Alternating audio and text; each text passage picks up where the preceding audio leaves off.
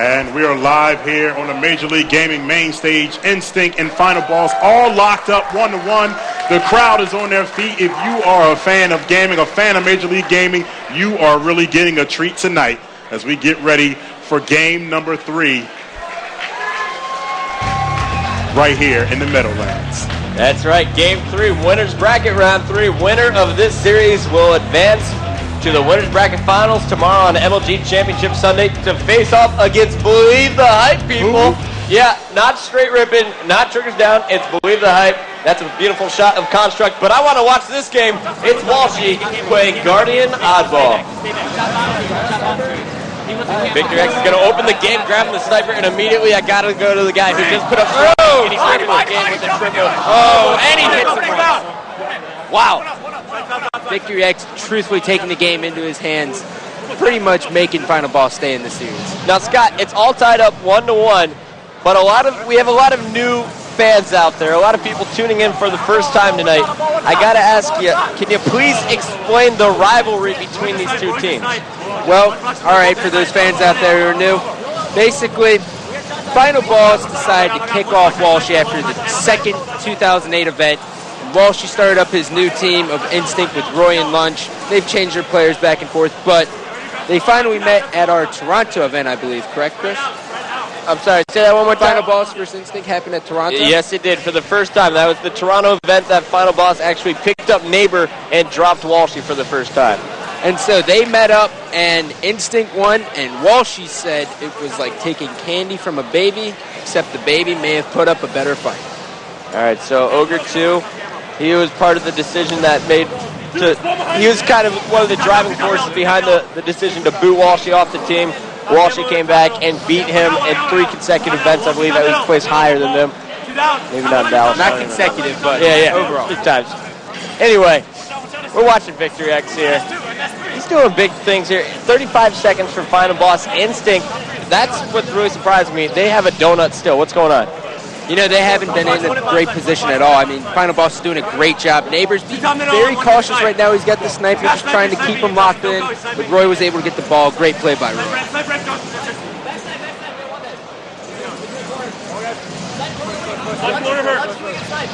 Victory just charging top middle, not being shot at. This is shocking. This is not the Instinct I'm used to. Normally, Instinct is constantly putting pressure in top mid, keeping everyone back, but apparently they didn't see Victor. Well, I think they were focused on the camo more. They were going to let Victor do his thing because Neighbor is going to get their power weapons. They're going to go after the power-ups and the power weapons here. And I think we got a special treat for everyone up here. Hey guys, how's it going? Who is that, Scott? I think that is Sunny Dance. Hey guys. So this has been amazing. I've been down there pushing buttons and talking to you and watching this, and I couldn't stop myself. I had to come up and say, hey, the crowd stood on their feet that whole commercial break. Everybody seems to be heavily rooting for Instinct, but there's some Ogre fans in the back. There's about 300 people behind the main stage sitting on the floor. This is the most energy I've ever seen in MLG, but it's just incredible. I just want to come up here for a minute and comment on it because it's just insane. And right now we're checking out. Oh, hey, that's my beautiful That's Sunny. Surprise. Hey, how's it going, guys? Rub it for luck. But the first event of the year. Boy, Brooks back, but sucker, take it, get up. You snooze, you lose, baby. But at the end there, that last game, I know his neighbor caught fire, but when they took that last kill from him, it looked like he was completely deflated. We've talked about his head, and now they're starting off a little bit soft here in this third game. I don't know. I think he's got to get his head out of his ass. It's up there pretty deep, Sonny, if you ask me. He was not happy in between games, and he has the same frown that he was wearing when he started to lose with Final Boss. I mean, because the kid's amazing. He's one of my favorite guys to watch, but honestly, he can't be down on himself.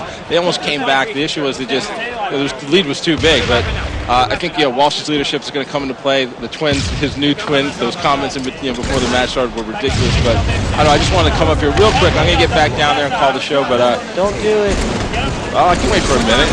We got a 15-minute game. I'll hang out. It's a long game. But I got to say, I'm impressed with the Final Boss squad.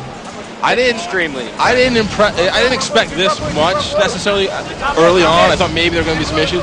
Mackeo's been solid, and you know what is interesting is he's he's communicating a bit. He's taking that leadership role a little bit because sometimes Ogre 2 gets into the zone and stops talking, and they don't have a coach. Yeah, what's that all about? You know, if you're final boss, do you go after coach this season, Sonny? I don't know. I think these guys are pretty good, you know. But I think again, it's that mental game. It's that somebody to remind you to point things out to you because nobody can watch 4 screens at once. You know what I mean? If you're in the game, when you're down, you can look back and forth. But you have to have somebody who's going back and forth, I think. But I don't know. Maybe they couldn't find somebody they like. Mantrain's obviously playing on the Incredibles. You know, JT Bravo was and that's an incredible decision on his part. Yeah. Well, what are you going to do about that? I gotta say that was upsetting to me watching that.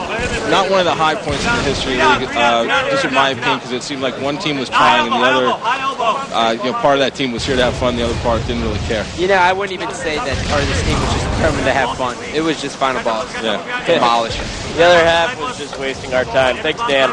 Oh, just kidding. All right, he put up some big numbers in that last game. He was trying hard. He did good. You know, he's a great player. But again, my question was, those are the people you're going to surround yourself if you're really going to make a run at it. And I think a lot of people are going to be saying after this series, well, maybe you should just stuck with final boss because you got to wonder if the duo had stuck together. You know, not that they're out of there, but they're still in the winner's bracket, obviously. But would people say maybe Ogre 1 held Ogre 2 back? Well, you just asked it. I don't know, but it's It's exciting. 2009 so far is off to an incredible start. This is a record event. Obviously, more people than we've ever seen at an event. I don't know. I'm just loving it. You know, we're back here in the Meadowlands. We're close to home, but I got to ask you, Meadowlands.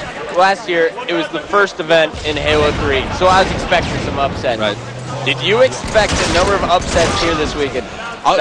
Okay, so I'm going to be honest, and we talked a lot about Triggers Down coming into it and how many people had them doing really well. I questioned the chemistry on the team a little bit.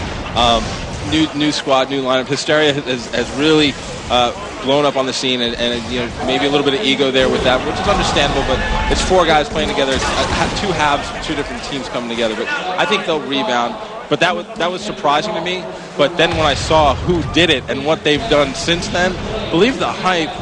Clutch comes up to me after I walk out of the bathroom. He's like, "Do you know who I am?"